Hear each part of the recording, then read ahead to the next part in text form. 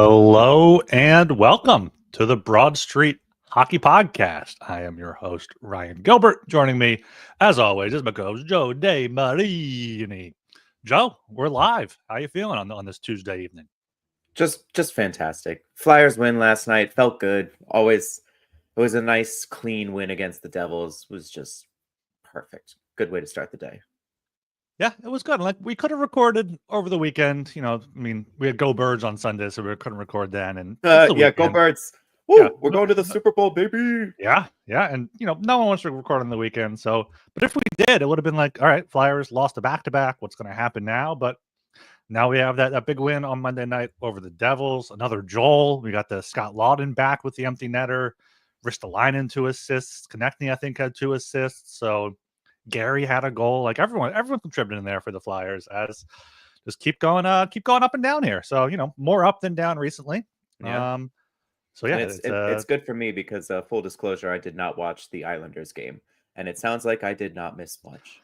Yeah, you did not miss much in that Islanders game. It was very, very much what you expect from a Flyers Islanders game, especially on a back-to-back. Just low scoring. Flyers score early and then lose, which the same thing that happened the night before against the Rangers. Yep, fuck the Islanders. Fuck the Islanders indeed. They got them coming up on Thursday, which is not going to be too good because it's a back-to-back for the Flyers, and sure is. As we know, they are not good on back-to-backs. But you know what is good, Joe? Tell me what's good. BetOnline is the world's most trusted betting platform and your number one source for online betting in 2025. Whether you're a seasoned fan or a first-time bettor, BetOnline is your ultimate game day companion with the largest selection of odds on everything from football, the NBA, college basketball, to NHL and UFC. BetOnline is your number one sports betting source for the new year.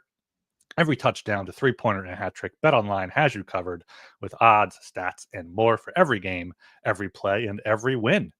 BetOnline, the game starts here.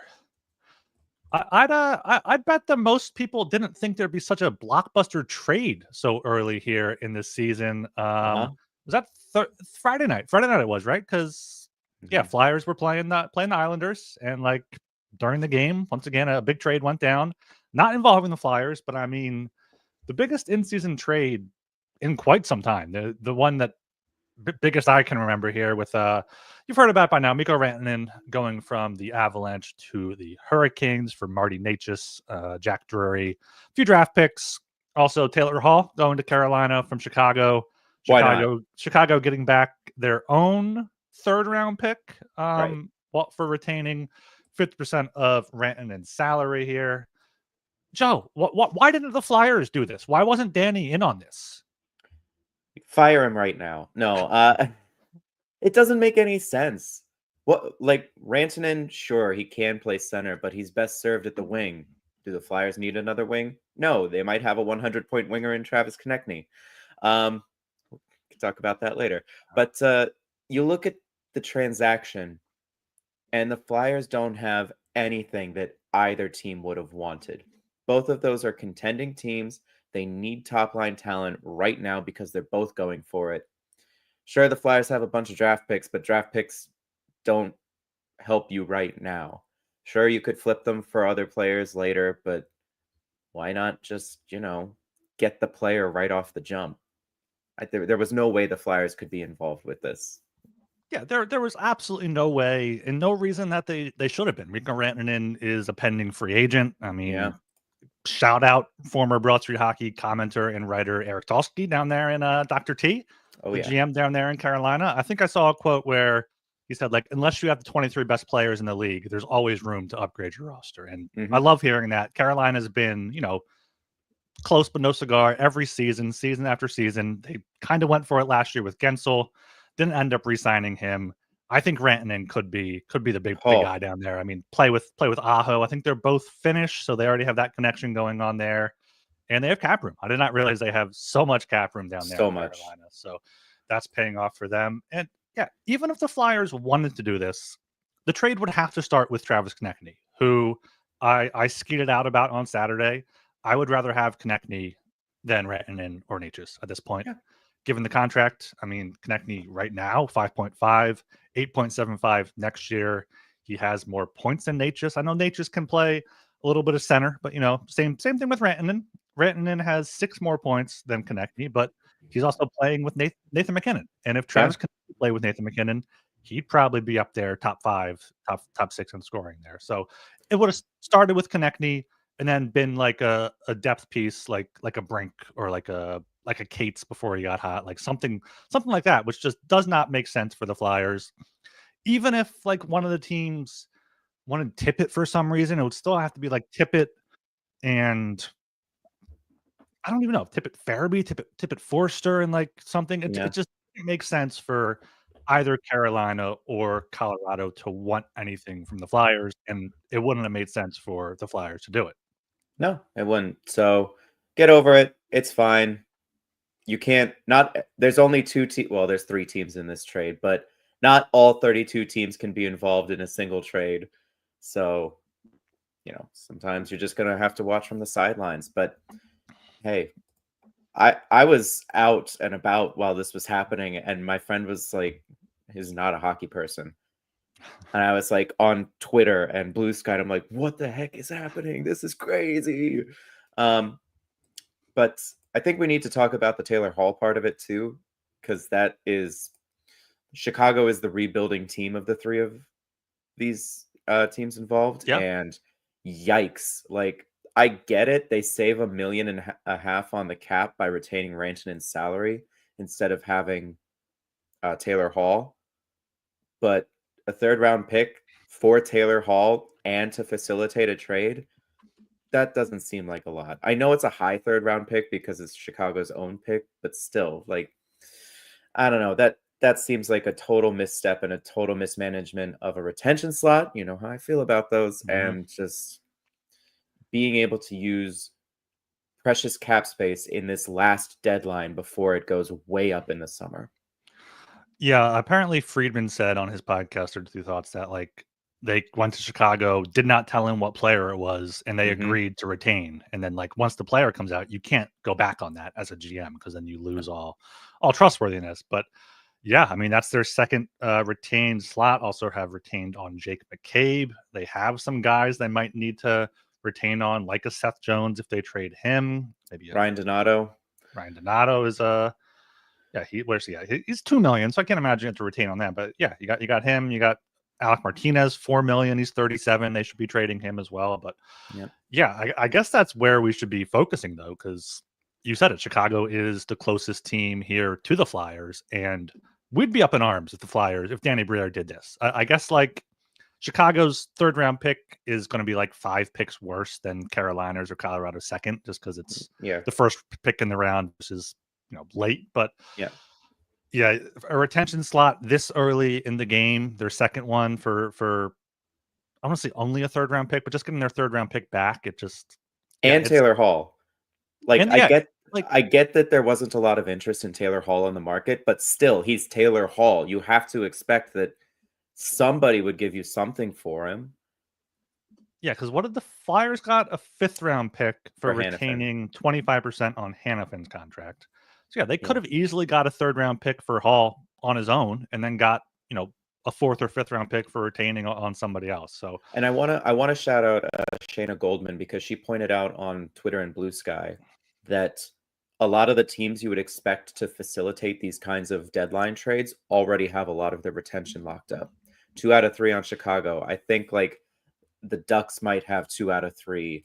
I think like a bunch of these teams that are sellers or at least facilitators do not have the retention slots that they have in years past. So there's a premium on teams that are willing to eat cap for a contender. Yeah, I'm looking here. There's an article on Pro Hockey Rumors of these salary retention slots available. It says Ducks have 3, but Chicago had 2. They're now down to 1. A bunch of teams still have 3. Ducks should have 2 because they're holding on Fowler. Yeah, this was published back in November, I should say. So they had not been updated since Fowler. Gotcha. Montreal's using 2. They're a team that you could see retain on somebody. Flyers are using 2. Calgary's using 1. But they have Flyers as Kevin Hayes, which they did retain on Hayes. That's not a buyout. Yeah. the Sharks are using all three. Like these bottom teams, Canucks only have one available. Yeah, so they're going to be valuable, and I don't know. I don't know if they're as valuable as people make them out to be, but you want flexibility going into the trade deadline, especially as a team like the Blackhawks who don't have a ton to sell and they need to be able to get as many assets as they can. Right. Yeah. So I don't know what they were really thinking. The craziest part about all this is that Frank Saravalli tweets out this wasn't even the biggest thing on the table in the past 48 hours. And then Kevin Weeks is tweeting pictures of the bridges in Pittsburgh. Like, I don't think the Avs are. I don't think the Avs are done.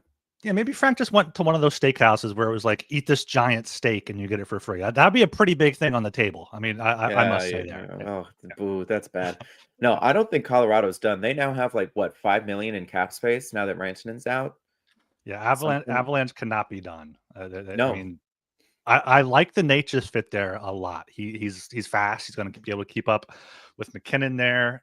They have 3.9 million in cap space, but negative 5.4 in projected, I believe, due to that's Landeskog. Landeskog, but he's not coming off until the Mark Stone special. He'll be coming off game 1 of the playoffs there. If he comes off. Yeah. I mean, hopefully for their sake, he does and is able to come back. But yeah, I mean, Nate just fills that hole there for Rantanen. They got Jack Drury, or I think had a goal or an assist in his first or second game there. So yeah, decent fit there in Colorado. And I mean, Carolina is definitely not done. Eric Tulsky, I didn't get a chance to listen to this interview yet, but you noted here down that you did. So what did you take away from his interview on the sheet? With Jeff Marek? Yeah, he basically just said, well, the work never ends, because Marek asked him, like, how much did you get to celebrate before you got back to work? And Tulsky was like, well, the work never ends, so not really. Yeah, it was a lot of GM speak. Like, I can't tell you the details, I can't tell you everything, but yeah, we looked at the other options and this was the best one for us. Apparently this started in the summer, like very loosely, just because like everyone knew that there was not a struggle, but signing Natchez was not as easy as you would expect. So they signed him to a 2-year deal instead of going long term. Rantanen was eligible to sign an extension starting on July 1st and hadn't yet.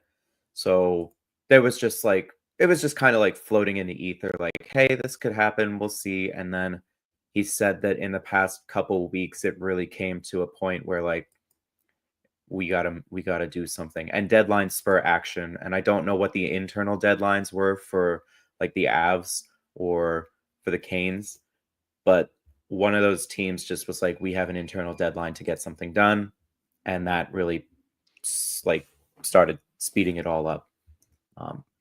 And the Canucks got fucking played, but we'll talk about them later.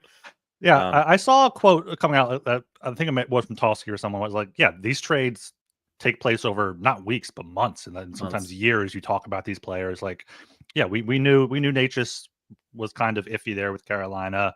Rantanen is going to want a huge payday. I mean, even if he says now that he doesn't, he's going to want and get a huge payday. He deserves it. Like, and yeah, like that's what he deserves there. And I guess the thing there is, yeah, we saw Danny Briere said last week, like, we're checking in on guys that aren't even available, like, just to know, like, just to be like, all right, what's going on with this player, just for maybe this upcoming summer, next trade deadline. Like, you never know who could become available.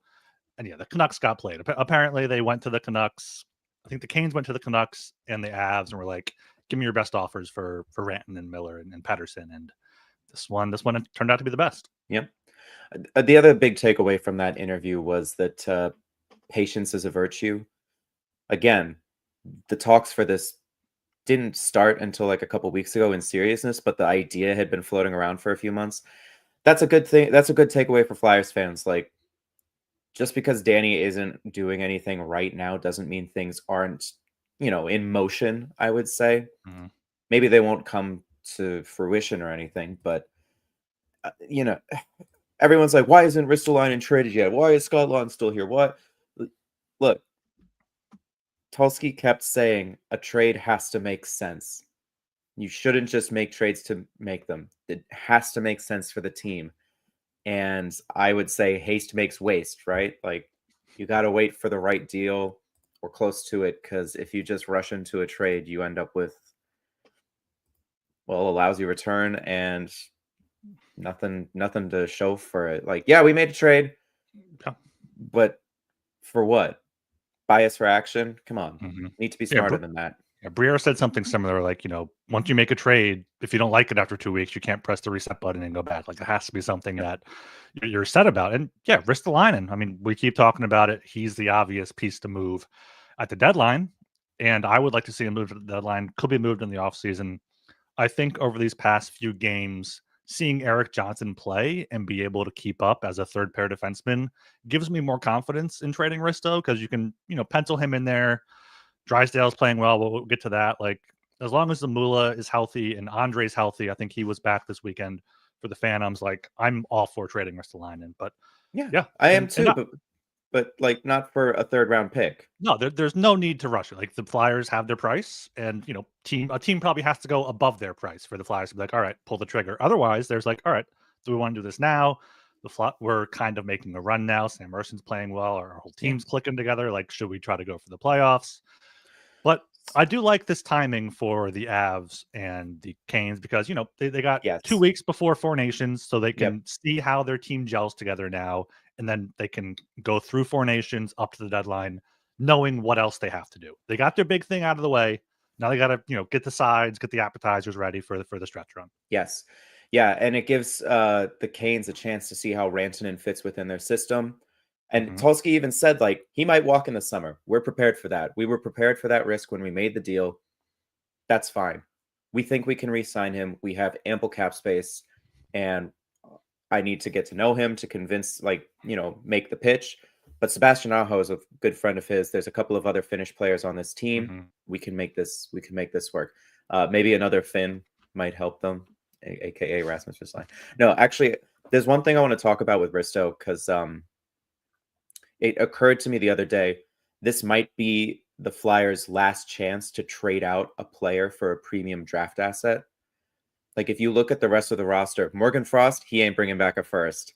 Joel Farabee, that's going to be some sort of player-for-player deal. Like, we're not trading Farabee. No, we're not trading Farabee. No, of course not. But there is no other player on this roster that you could see bringing back a first-round pick in some sort of deadline trade. Risto's it. This is maybe the Flyers front office last chance to acquire a first-round draft asset for a player that doesn't fit the timeline. So if they have to wait and hold fast to get what they want, fine by me. I don't care if it's in 2027.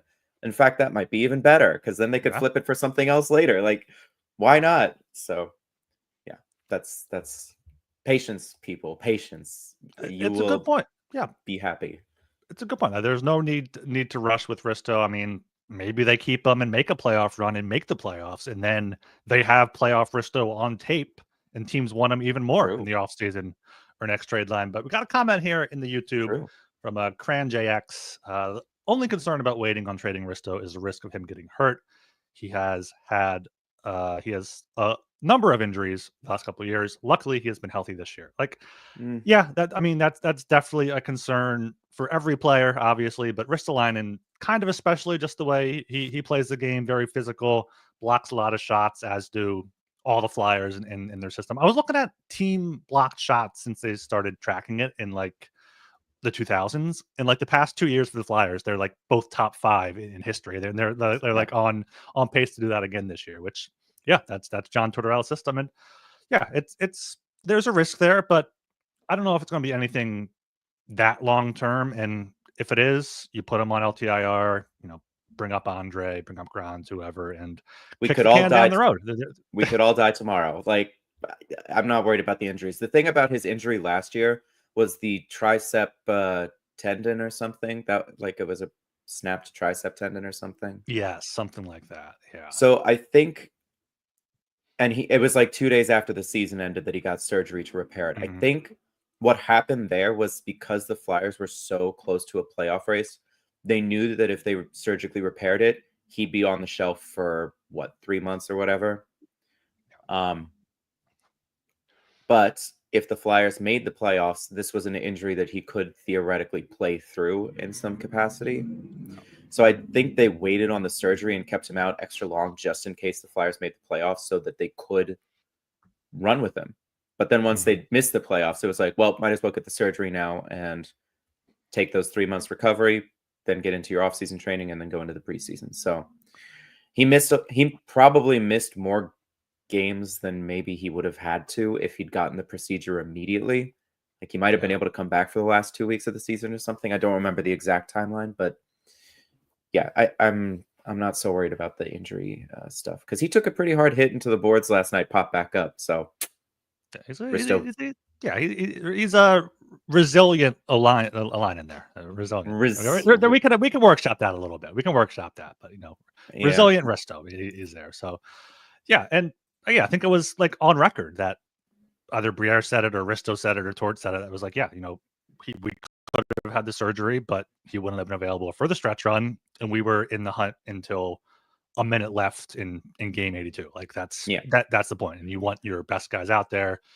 You don't want Ronnie Attard playing out there with all due respect to him. No, and no longer a member of the organization. And like, look, we don't have insider information on this, but you look at the timeline of like when he got injured to when he got the surgery, you're just like, oh, they were hoping they would make the playoffs and he could just suit up and struggle through it because everyone in the playoffs is playing injured. That's just how it is. So But anyway, we touched on Vancouver a bit. I mean, let's do it. Jim Rutherford came out today, Canucks president, saying there's no good solution to the rift between Pettersson and Miller and the whole situation there.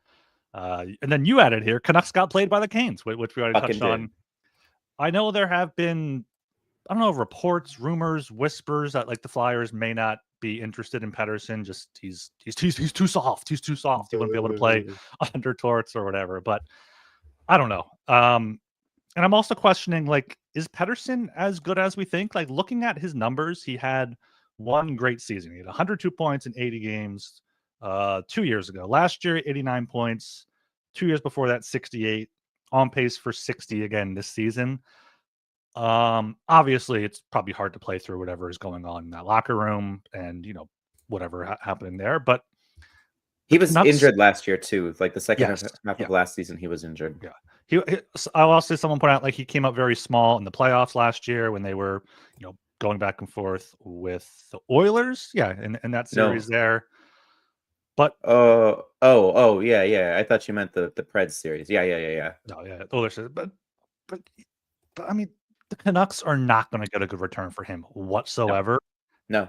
And if the Flyers can swoop in there and get him, I think Canucks would be willing to trade across the conference. They don't want to see him in their division or in their conference, but is he worth $11.6 million until 2032? I guess is the biggest question with a full no move clause. Like, that's the thing. Like, it's the timing of it versus these players don't become available very often. So we've talked about it every podcast now, like for the past month, but like, and we're going to keep talking about it until something happens.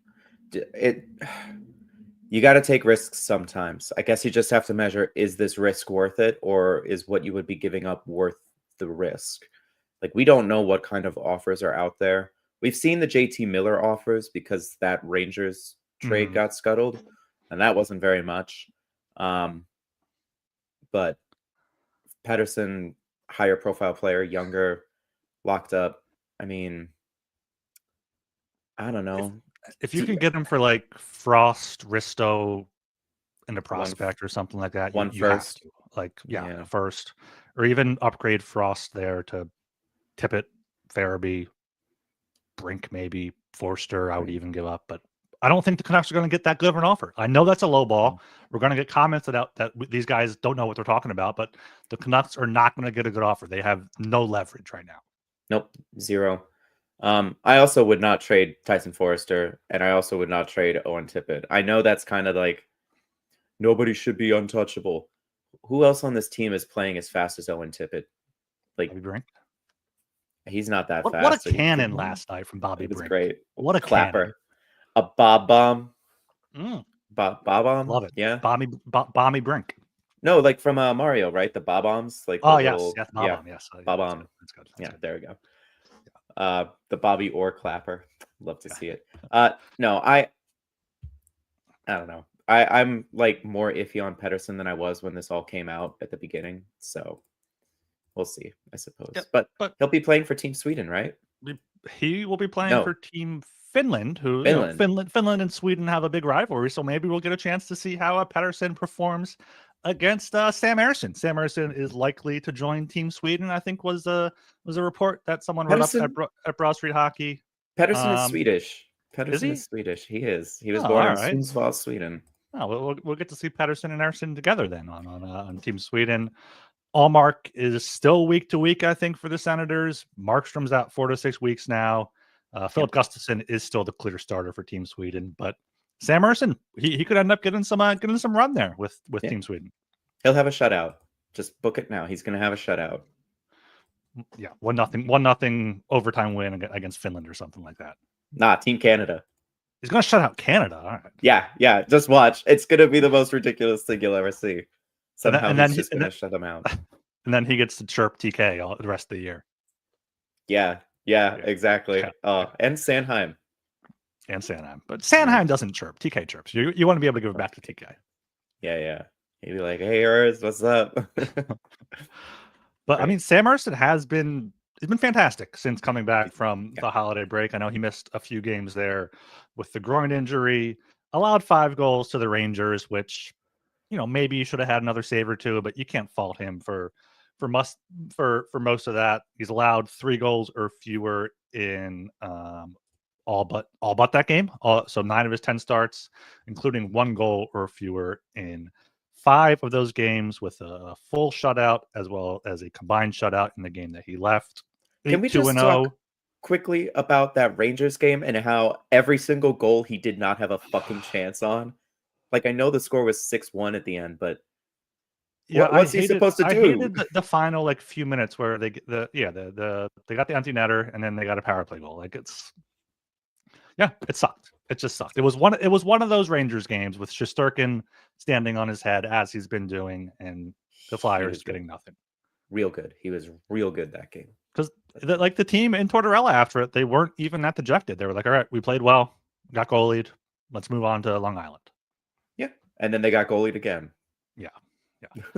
Yeah, but Ersson 8-2-0, 19 goals against in his last 10 games, including that 5, so 14 in the 9.25 save percentage, 2 penalty minutes that he took last night with the delayed game penalty. And in terms of the advanced stats, goals saved above average on natural stat trick in all situations, the 7th best among goalies with 300 minutes played since the Christmas break, better than Hellebuck, Swayman, Ottinger, Sorokin, some top goalies up there. So if he can stay healthy, we might see another stretch like we saw last year from November to February, but now this time from January to April. Perfect time to get hot. Mm-hmm. Hey, if he were able to do this, can you imagine if we were in a 7-game playoff series and Ersson was just putting up numbers like this? Dude, I mean, Give me the Caps. Give me the Caps in the first round. Ooh, the Caps are fraudulent. I'm sorry. I think so too. I still think the Kings are frauds out west, but I'm becoming less and less convinced of that by the day. They might be getting Drew Doughty back, so that could be a boon. Anyway, Sammy Ersson.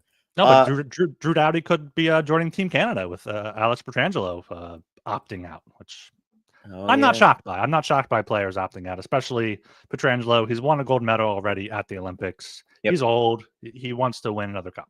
That's it. Yeah. I don't begrudge him that. But yeah, no, Sammy Ayres, the son of Ayres. I'm glad to see him doing well again. And Fedotov hasn't been too bad behind him either. I suspect we'll see Fedotov either tomorrow or Thursday. What do you think? Do you think he gets the start against the Devils, or I want to see Fedotov in the first game and give me Ersson on the back-to-back, just because the Flyers have been so bad on back-to-backs. Like, maybe give them a chance, but at that same time, maybe go for the win in New Jersey and just whatever happens at home in the back-to-back happens. Also, I wouldn't be fussed either way. Ersson has absolutely smothered the Devils in the past 2 starts, right? Yes. So maybe you just ride the guy that they can't seem to get a goal. Well, they can when Travis Sanheim bats it in off his own goalie's back. What was that That was sequence, man? that was very Flyer right there. Classic Flyer for that goal there. Classic Yeah, Flyer. Fedotov hasn't allowed more than 3 goals since November 25th. Since earning the backup job.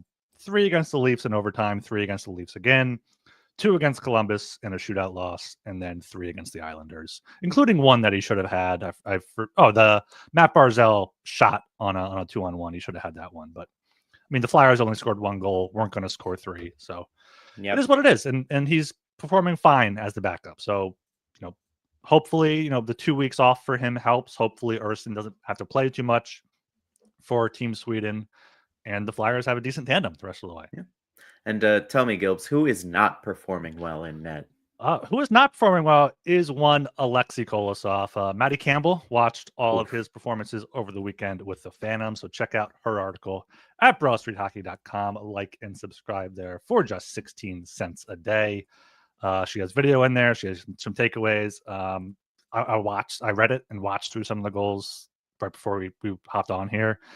It's bad. It's bad. Beach ball shit. Beach ball shit. And I know the Phantoms are bad, which is a whole nother issue that I absolutely hate. But Kolosov he might just not be it. He's just not it. Sulking? Maybe he's sulking. Maybe he's like, if I play bad, they'll send me back. But who else is going to play down there? They were running an ECHL tandem for the couple games because they didn't have anyone else. Peterson's out. Makanyemi's out. Well, the Phantoms lost on Friday and Sunday in Kolosov's 2 starts, and they won on Monday or on Saturday in Parker Cahagan's start or whatever his name is. So I mean they're bad. Maddie also has an article on BroadStreetHockey.com about how Ian LaPerriere is still trying to figure out his team more than halfway into the season. And it's February. And what are we doing here? What are we doing with Ian LaPerriere as the Phantoms head coach? Why is he behind the bench anywhere besides as an assistant?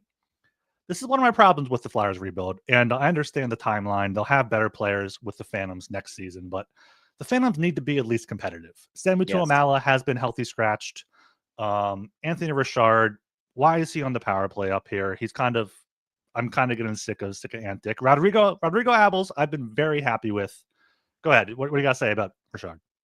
He was only put on that power play as like a reward for strong play, I think. I don't know if he's permanently on the first He was on it last night. Was he? Yeah. Was it the first unit or the second unit? It's the second unit. It was the second unit. Which I think I don't know what the units are now, because is Risto on the top unit now with Bobby? So I've pulled it up on Daily Faceoff. The top unit is TK, Frost, Brink, Tippett, and Risto.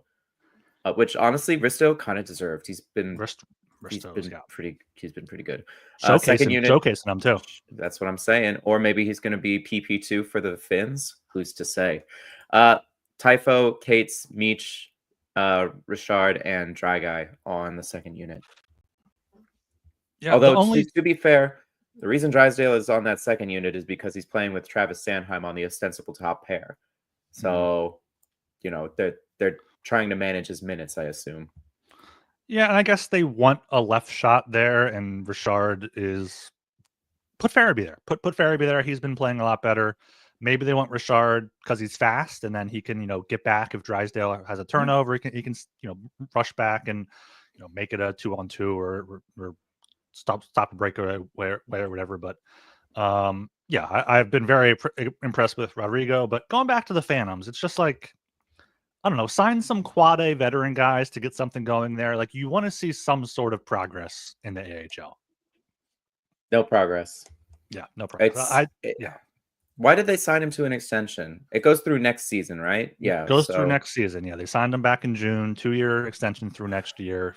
He took a puck to the face, Joe. So that gets you whatever you want in the Flyers. They're just setting it up so that he can take over the head coaching job of the Flyers when don't, Joe. Don't. Not in the mood for that. Neither am I. He's been awful. I don't know. Yeah, but, who are you gonna hire to do it though? I guess, but we'll see. We'll see. I am hoping to get Maddie on at some point during the Four Nations break while Joe is away to get some Phantoms talk, get some prospects talk there. So yeah, we'll see what's going on with the Phantoms. That's the least of our worries right now. But you know who has been doing well and might get to the 100-point pace? It's Travis Konechny. He had 2 more assists last night, 58 points in 51 games now for the 10th most in the NHL. You also added here 28 points at 5-on-5, 22 assists at 5-on-5, is 7th in the league ahead of PL Dubois and behind Leon Draisaitl by just one there. So, I mean, he's a superstar. He is a superstar. He is. I was going to say Hart Trophy candidate Leon Draisaitl, Rocket Richard leader Leon Draisaitl. Yeah. DK has just 1 fewer 5-on-5 assists than him. Sure, it's a cherry pick stat, but like, guys, if this power play actually functioned the way it's supposed to function, he'd be cracking 100 points regularly. Like, it's just how it would go. So, yeah, he is a superstar. And I know we're gonna say, "Oh, you can't be the best player on a cup team." I mean, he could be tied for first. Like, 1.5, he could be your tandem best player. Yeah, I mean, here's my Hart Trophy take real quick, just as an aside. I don't think Draisaitl, McDavid, or McKinnon should be able to win it, just because I mean, McDavid and Draisaitl have each other. McKinnon had Rantanen, now has Natchez. It should be Kucherov should be up there. He's carrying the Lightning. Jack Eichel has been great for the Knights as well. Hellebuyck, if he keeps it up, but you know, I think Kucherov should be the guy. Maybe Quinn Hughes. He's been great in Vancouver, but he's the only reason that team is afloat. Like the underlying statistical drop off between when he is on the ice and when he is not is astounding. So yeah. But going back to TK, as we say with every winger on the Flyers, imagine if he had a center. His centers have been Morgan Frost, Sean Couturier. I love him, but you know, he's lost his step. He missed last night's game with an illness, I think. So hopefully it's just a short-term thing for him there. Maybe just a case of the cooties. Get TK up there with EP, and we'll be having a great line. Did you see that? I don't know why Torts was doing this, but he was shuffling his forward lines. I don't know if it was just because like there were weird line changes or whatever, but TK got some time with Cates and Forster and looked real damn good on that like 3-minute cycle shift in the Devils offensive zone. Yeah, that was sick. Unbelievable play. I have never seen a Flyers team cycle the puck like that, like ever. That was astounding. And that wasn't even a power play. Why can't they? That's better than the power play. Why can't they do that when they have an extra guy on the ice? It just doesn't make any sense, man. Like, what the hell, guys? On the bright side, maybe this is a step towards that kind of puck play when they're on the man advantage. We can hope. Hopefully. I mean, yeah, their expected goals, 4% over the past 10 games, 4th best in the league. I mean, over the past 25 games, it's the 1st in the league. So they've been driving play, you know, really cycling the puck well there. But yeah, getting it going on the power play. They need Rocky Thompson out of there. But yeah, he can go coach the Phantoms. Yeah, I put in here on the notes Rodrigo. I want to talk about Rodrigo, but you put May. You haven't been very, very impressed with him?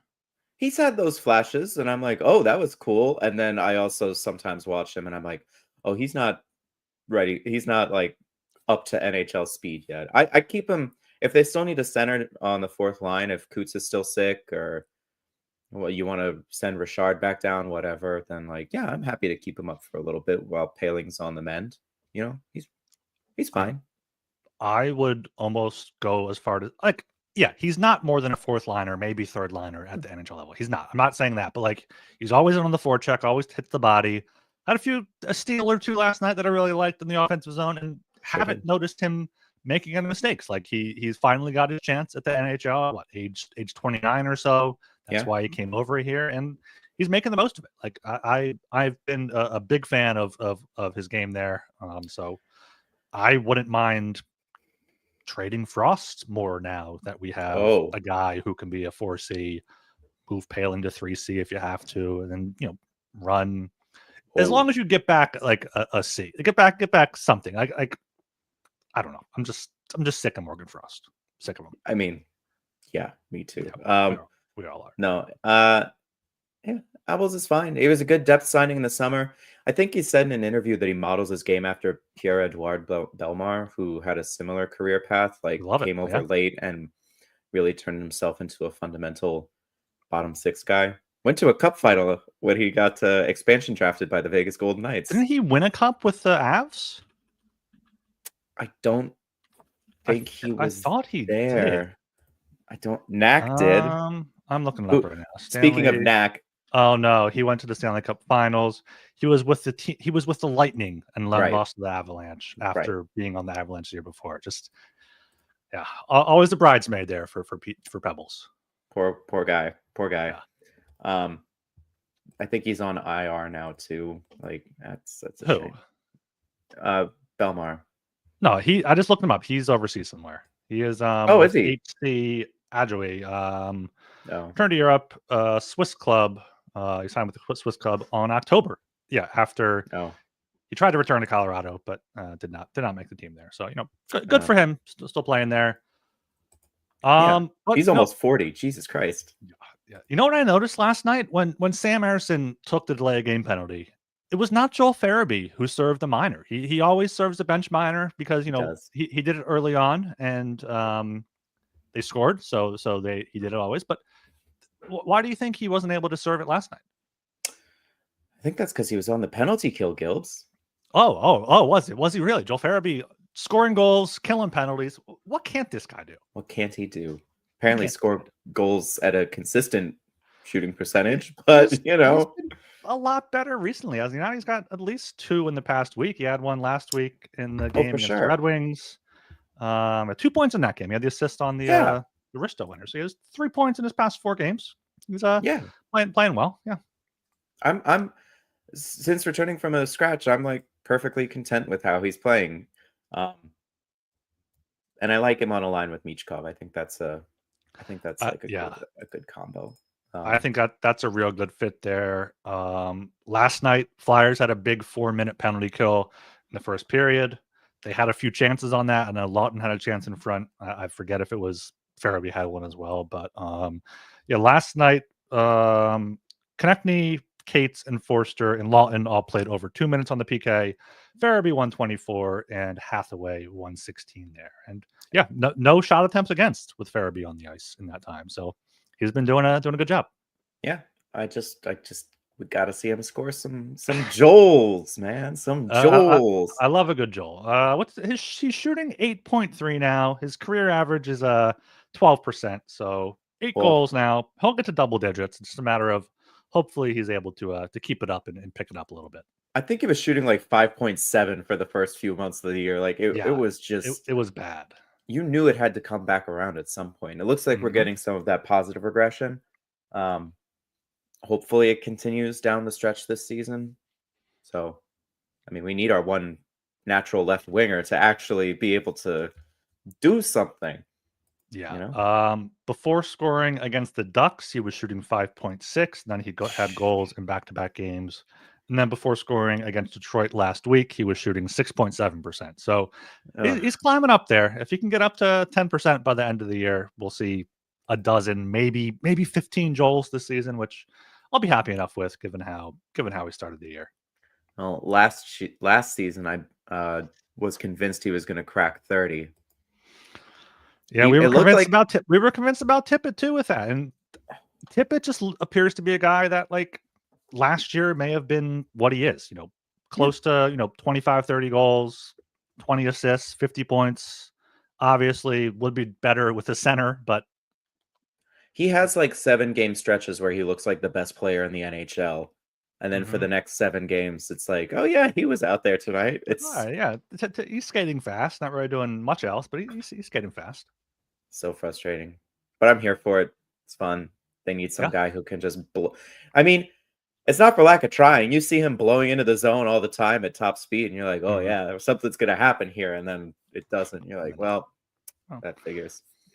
But a player that you've been pretty high on over the past few months here, Jamie Drysdale. You said it before. You got a chance on the top pair, the nice pair there with number 6 and number 9 together. We always like to see with Provorov, but now we got it with Sanheim, Drysdale. with I guess that's due to Zamula being out and moving York down with Risto. Which But I love, yeah. by the way. That York Risto pair. I want to see more of that. I've been banging that drum for like a year now. I'm glad we finally get to do it. I want to see more Andre Risto and then Sanheim York and Drysdale Sealer. I think that, but Drysdale Sealer was not looking good for a while, so maybe it is good to switch it around. They were fine. No, I was really impressed, and one of our Broad Street Hockey commentators was in the Slack last night and was talking about how Drysdale's gap control and just general defensive play looked much improved from previous parts of the season. There was one play in I don't remember what period, but he was under pressure in his own zone down by the goal line, and he just chips the puck off the boards around the pressuring Devils player and then picks it up and like skates it out of trouble and up the ice. And I was like, he didn't hesitate at all. He just did it. And it was like, where has that been? To me, it looks like he's finally getting that progress and he's just doing things. He's not thinking or overthinking. There's no hesitation. He's just going to make a play. And I'm like, oh, thank the Lord it took long enough. I mean, confidence is a funny thing. He's got confident ever since that Ducks game. You get the Jamie's better chant. He's feeling himself now. And he's been great since then. Looking at his expected goals for, not a great game at the Rangers, but 71%, 69, 60, 88, 72, 81, 80, 53, back to that Ducks game. Like he's been great since then. He's been one of the Flyers' best defensemen, good on the power play as well. Like, this is what we want to see. And this is why we're giving him such a long leash. He was rushed to the NHL with the Ducks, who do not have have not done a good job of developing players. Hey, listen, we bitch about LaPerriere and the Phantoms. Man, the Ducks, huh? Yeah. I mean, he's only played 186 games, 63 with the Flyers. Like, wait till he gets to 200. Wait till he gets to 100 with the Flyers. Like, give him the end of this season and see what we got next year. Like, we could have a few fun defensemen with Drysdale and Bonk if he's NHL ready. Yeah, I'm ready, man. I'm so ready to see Drysdale just carry this the rest of the season. That's the key here, right? Like, this has been a good month. Because even before the Ducks game, he was doing a lot better ever since he came back from the injury. The Ducks game really looks like another step in his progress. Yeah. But he's just got to do it the rest of the season. And you still see the skating sometimes. Like, I can't remember what game it was, but he was in the offensive zone. He carried the puck, did like a full shimmy on the skates, completely deked out the defenders, and then passed the puck off. Like, you just see it sometimes, but it's exciting. I think we just got to be, again, it goes back to the Rantanen trade. Be patient. Yeah. Patience is a virtue, man. Don't give up on players at age 22. Yeah, and I think this Flyers team, including Drysdale, has what it takes to use that 2-week break. Sure, take a vacation, go down to Cabo, go down to Cancun, whatever, but also train a bit, get ready for that final stretch run, because you're going to have the teams that are in the playoffs. They're going to be ready, but the teams in that mushy middle, like around the Flyers, some of them will be like, all right, whatever, we're not going to do it. But this Torch coach team is definitely going to be ready for the home stretch. It does kind of suck though. Flyers have the 7th hardest strength of schedule remaining, according to Tankathon. Wow. I mean, they're all kind of bunched up. They're at strength of schedule 555 as the 7th hardest. 17th hardest is 552. So, like, it's not especially difficult, but it's not one of the easier ones. But yeah, I mean, if Ursons keep this up, the Flyers are able to stay healthy. Drysdale keeps this up, and who knows what happens at the deadline. Yeah. I mean, I'm just here for the fun and for the ride, man. Like, playoff hockey be cool, but a top 10 pick wouldn't be too bad either, especially because Pronman released his pre-draft January rankings today. Flyers would be getting a quote-unquote bubble top middle of the lineup player. So at 10. Is that his tiers? Like, what are his tiers this year? Like, how many are top? How many are the next one? Matt Schaefer, first overall, all-star. Okay. And then like 3 guys, bubble all-star top of the lineup, and then like 4 guys, 5 who are top, and then a couple of bubble whatever you call it. Yeah. Whatever his All right. So thing yeah, is. as long as they get, I mean, right now they're the 10th worst point percentage, tied with the Islanders. Mm-hmm. I mean, you got top teams are going to be Sharks, Blackhawks, Sabres look bad. Preds have a chance to turn around a bit, but they're fourth. Seattle, Pittsburgh, Anaheim, St. Louis, Utah, and the Flyers. And then better than the Flyers right now in terms of point percentage is Islanders, Red Wings, Rangers, Canadians, Bruins, Blue Jackets, Canucks. Like the Flyers are pretty much in that 8 to 12 range no matter what. So yeah, give me competitive hockey till mid-March, even till, April, and then see what happens. Yeah. If they fall out, they fall out. If they get in, fine. Like the process is still good, and the goaltending is finally good enough to support the process. If the goaltending craters, but the process stays good, fine. I'm content with that. And as far as the Predators go, they have like the easiest schedule going down the rest of the season. So good chance that I don't know if they'll catch up to the Flyers in standings points, but on paper they're a better team. You'd expect them to get there. Yeah, they've been great recently as well. They just had a 5-game winning streak broken in Anaheim, surprisingly. But yeah, easy schedule rest of the way for them. And I think the Flyers, what they end up doing is it's not going to be their choice. It's going to be down to, will other teams pay the price for Ristolainen? Will they pay the price for Lawton? Maybe I'd be more willing to trade Lawton now that we have Rodrigo. Rodrigo can take that spot. You hate Rodrigo, Joe. I was just no. On the ice, off the ice, you can't replace Scott Lawton, obviously. No, but Lawton has like 25 points this season. Like that's pretty good, honestly. Yeah, he has been bouncing back a little bit. In the dick trick helped a lot, but the dick trick definitely helped. Yeah, he's 25 points, which is tied with Morgan Frost for 4th on the team. So even more reason to get a first-round pick for him. I would take Scott Lawton over Morgan Frost. Okay. Considering all right. Considering the intangibles and stuff, like the whole player, I would take Lawton over Frost right now. Yeah, I mean, I'm not gonna be here defending Morgan Frost, but yeah, I'm not gonna fully co-sign that either. But as I was saying, it's gonna come down to not if Briere wants to trade these guys, because he doesn't. He has the price, and it's gonna be down to, okay, will the Canucks, will the Stars, will the Jets, will the Oilers, will do these teams, do the Leafs, do they want to trade for Risto? Do they want to trade for Lawton? Like the Flyers don't have a Sean Walker this season. No.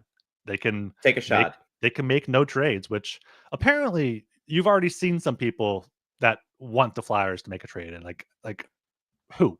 For what? For who? For what? Come on. A 6th round pick? Cool. That really helps the rebuild. Yeah. What do you want to be? You want to be Chicago in the Rantanen deal? Just getting like the cuck chair, watching these two teams make an enormous transaction?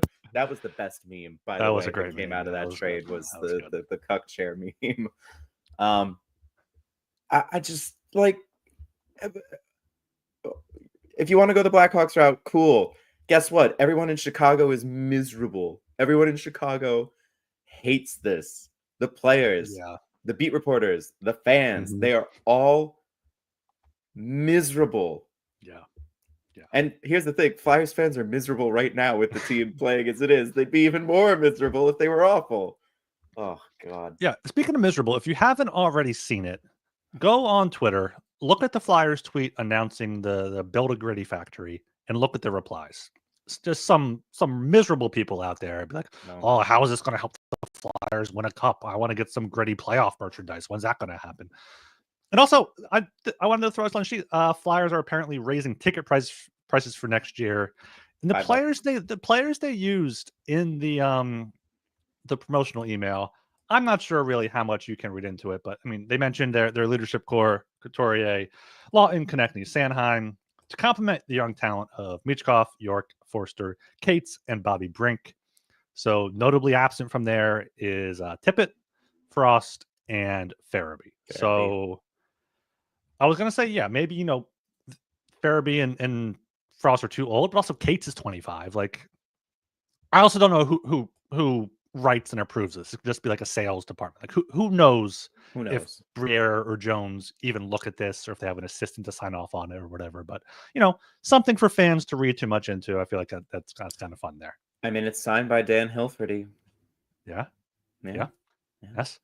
But yeah, you were talking about the Blackhawks being miserable, and I was thinking last night after the win, like the Flyers have.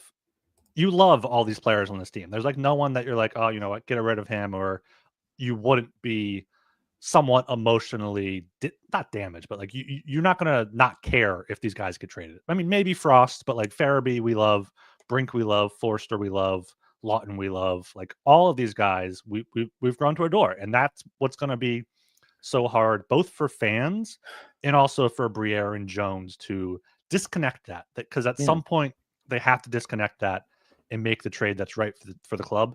It's not yet. It's obviously not this season, maybe not even the next offseason, but when these players become available, like a Pettersson, or if Tage Thompson becomes available, like you have to make those hard business decisions, and you just have to. And I think they will. We don't have any track record to really go by, but they traded their ostensible number one defenseman. And yeah, I mean, but like that's he different. wasn't someone who was a big part of the culture. He was traded. They Walker got him was not long term. not. That season, sure, Yeah. but one thing about all these rebuilding teams is that you see now people are like, oh, if only the culture was better, then they could turn this rebuild around. And I'm like, well, guess what we already got? Like it. Yeah, you can't go out and buy or trade for culture. You just can't. You can't go out and buy or trade for a good locker room. You can maybe, trade for a veteran presence at the deadline or something like that, but you can't go out and buy what the Flyers have right now. And you can go out and buy a first line center. Like you might have to overpay. You might have to, trade some of these guys you don't want to, but you can go out and do that. And that's something that, you can go out and buy a high end talent. You don't have to tank and be miserable for years, which then bleeds into the fan base, bleeds into the locker room, bleeds into those young players that are growing. Like Connor Bedard. I don't know if he's generational. We throw that word around a lot, but a very good player, superstar. He's got to be miserable. He cannot be happy right now. He'd be much happier, in the mushy middle competing, and that could go a long way for his career. What if he asks for out to get out of Chicago? Wouldn't that be amazing?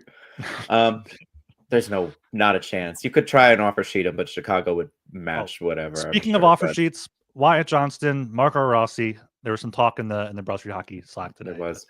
I think that's what I want the Flyers to do. They could. The perk of having a bunch of first round picks is that even if you lose your own in an offer sheet, you can still make a few. Yeah. I know we joke about the culture and how hard they try and hammer this home on media distribution and whatnot, but maybe there's something to it. There might be something to it. Like I guess we'll have to wait and see, but you see these struggling rebuilding teams. It's why I'm so high on the San Jose Sharks and how they're executing this. Like they stink. They're real bad. They have some exciting young players that haven't even hit the NHL yet. Macklin Celebrini, man, he's going to win the Calder and he's going to deserve it because he looks outstanding every single night. But the vibes that I get out of the Sharks are pretty positive. Like they're like, yeah, we lost, but they're in every game. They don't seem to be so miserable and down on themselves the way the players in Chicago are. Like, yeah, or even I got a lot of like Anaheim too. Like I remember seeing something recently about how Greg Cronin is like a horrible coach or something. Speaking of the Ducks, Trevor Zegras has 1 goal, 2 assists in 3 games since returning. So he's back. Put him back on the trade board. Let's get a Frost for Zegras trade going. Let's do it. Oh, it's just like old times. But yeah, no, maybe there is something to this culture stuff. We'll have to see. But speaking of culture, should we get our game predictions on in here for the week? Yeah, what a transition there from culture to the game predictions. That was terrible. I was just like I had something and then I lost it. Yeah, I was too busy thinking about the Blackhawks. Wednesday night at the New Jersey Devils, 7 p.m. on TNT. Also on Max if you have that. Devils, not sure what's going on with Nico Hischier. I know he did not play Monday night. He took a check, I believe, in the Saturday night game. So that could be something to watch. Jacob Markstrom's still out there. I think we get another low-scoring Flyers win, maybe a 3-2 overtime this time. Yeah. Do you think Sean Couturier will be back in? I don't know if it really matters. Who do you think comes out if he is back? Richard. Okay. Even though he's on the power well, play? And then do you put Coots on the power play or Joel on the power play? You probably put like Joel or something. It's either Richard or Apples, right? Because then Scott Lawton moves down to be either fourth line, left wing, or center. So I don't know. Maybe you keep Apples because he's big. And he is big. He is big. You know, big I don't think bodies Richard there is on the fourth line. Yeah. Yeah. Yeah, that sounds right. I'd say like I'd say 4-2. One of them, the empty net. I think it's just a repeat of what we got yesterday. Unless Fedotov's in net, in which case, 5-4. 5-4 overtime. Yeah. Day against the Islanders, 7:30 that one on ESPN Plus and Hulu. The Flyers, I believe, are 1-7-1 on the second half of back-to-backs. So you can't expect much, but what do you think for this one? 1-0 Islanders. Is that just going to be your prediction for every Islanders game? Well, it doesn't help that it's on the second half of a back-to-back with travel. Yeah. Like, optimistically, 2-1 Islanders. Like, maybe they get a goal, but if Sorokin's in net, he just kills the Flyers every single time. He does. He does. Why? What did we ever do to Ilya Sorokin? But yeah, low scoring. Yeah, Islanders have a bunch of injuries right now. It's going to be the return of Tony D back to the Wells Fargo Center. So hopefully we give them a big Philadelphia welcome back to South Philly there. Who do you think is going to get booed more, Tony DeAngelo or Cutter Gauthier? I mean, Cutter is going to get booed more, but because there's people here that like Tony DeAngelo, but that's another topic there. But I'm going 3-2 overtime loss this time. Just get a point out of it. I would be happy with a point against the Islanders. 5 goals in a Flyers Islanders game? That's crazy talk. I know. I still am convinced that 5-3 game is the most goals that has ever been scored in a Flyers Islanders game, and like the past 4 combined. Anyway, last game. Oh, speaking of the Flyers Islanders, I skeeted about it last night, but I saw a Derek Grant jersey last night at the game, which is insane. Right. Is insane. So it was number 38, so it was Derek Grant. It wasn't someone with the last name Grant. Like maybe they bought it for like $10 at the summer sale or something. But amazing. Change that 8 to a 9. Get Michkov on it. There you go. Yeah, it's funny. I saw that skeet. I think I replied Blair Betts, and then you were like, "It's a forward who played playoff games." And in my head, I'm like, "Oh, it's got to be Derek Grant." And then I saw you retweet the guy. I was like, "Oh, it was." I was torn between him and Nate Thompson. A lot of good names. on that reply there. I did enjoy it. Taylor Lear. Taylor Lear was on there. A bunch of good ones. And then Sunday at Colorado, 3 p.m. I'm not feeling good about that one. That's going to be like a 5-2 loss. Well, they went into the Avs barn last year and beat the hell out of them. Yeah. I don't know. Maybe. What was Blackwood like when he would play against the Flyers when they were on the Devils? He was bad against the Flyers, or? I thought he was good. I'm gonna look up his career splits right now, but he's been great for Colorado. Maybe not the past few ones. His career against the Flyers, 9-2-2 with a .923 save percentage, 2.43 goals against, and 2 shutouts in 13 games. So, well, and now he has Nate McKinnon and Cale Makar and Mikko Rantanen. Oh, not Mikko Rantanen anymore. Mikko Rantanicius. Yeah, that's going to be bad. I think it's going to be like 6-2 Avs. Yeah. Yeah, it's not going to be good there. Potentially a post-game pod after that. We'll see if we want to go on Sunday. I was potentially thinking as well, maybe another Friday happy hour after the back-to-back. We'll see how we're feeling, if there's anything pressing to talk about. But do you have anything pressing to mention before we close this out?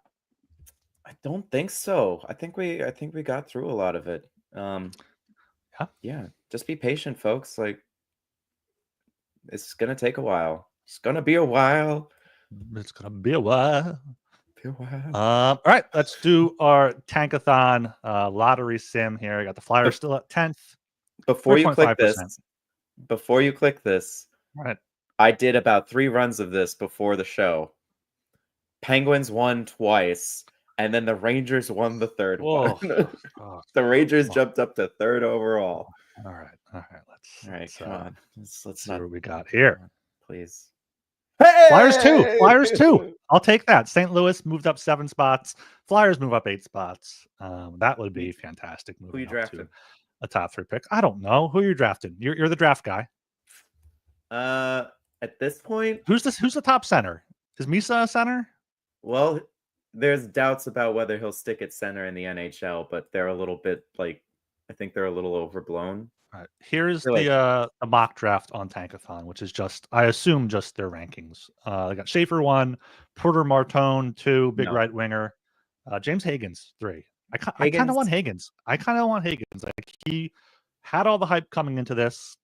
It does kind of feel Nolan Patrick-y, but he doesn't have the injury or, I don't think, work ethic problems that he's just small. Patrick did. He's small. That's fine. I guess. Yeah, he's 5'11". Michael Misa 6'1". Anton Frondell, another Swedish, I believe, 6 foot. Yep. I think I take Misa just because he's also a left wing. Which, hey, guess what? The Flyers don't have any of those either. So if he doesn't stick at center, then you've got a really good winger. But I am also keeping an eye on Caleb Desnoyers. I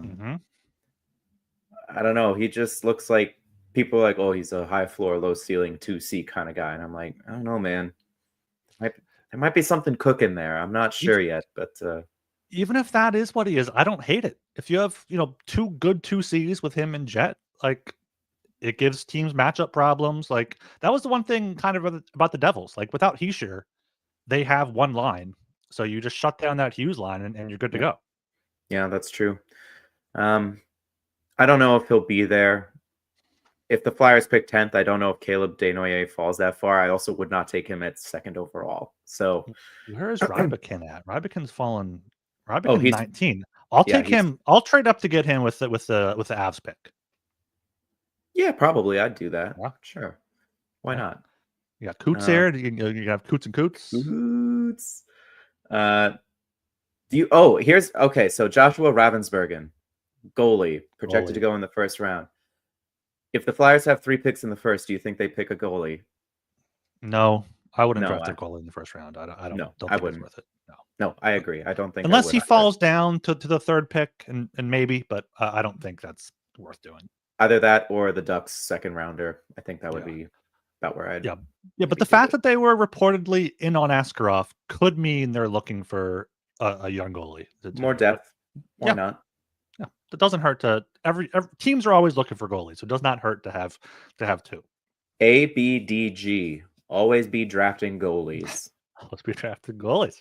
Always be drafting goalies. There's a reason they picked 2 in the 2023 draft is because they picked 0 in 2024. Yeah. So, yeah. All right, that's about going to do it for us. Make sure you subscribe to the Broad Street Hockey Podcast feed on Apple, on Spotify, on YouTube. Check out BroadStreetHockey.com. Thomas Williams has a great article up there of why no one should worry about Maverick Beach Golf's ice time. Got some good videos there from Chasing the Puck. Kyle's had a great video there on Briere. Some also great stuff there. 16 cents a day. Get in the Discord. Follow us on Blue Sky as well. Joe, where can people follow you? Speaking of Blue Sky, at jfdmarini.bsky.social. It is also at jfdmarini on Twitter. I only go on there to repost when we have a podcast. Please do not contact me on Twitter. I'm probably going to delete it. I say that every episode, but I just can't quit you. How about you, Gilbs? Where can they find you? I am still unfortunately, on Twitter just for content reasons to retweet and post content. But yeah, at RyanGilbert.bsky.social is where I post the large majority of my thoughts and all my good puns and all that good stuff there. So make sure you follow us on Blue Sky. Until the insiders fully move over to Blue Sky, I don't think we can really like fully quit Twitter. It sucks. Or someone sets up a bot to auto retweet people's tweets. There is a Elliot Friedman bot. Friedman. There's a Friedman bot. That's really all you need for anything. Yeah. But yeah. All right, that's gonna do it for us here. Make sure you shout out Bet Online again here. Sportsbook. And yeah, until next time. Thanks for listening. Go Flyers.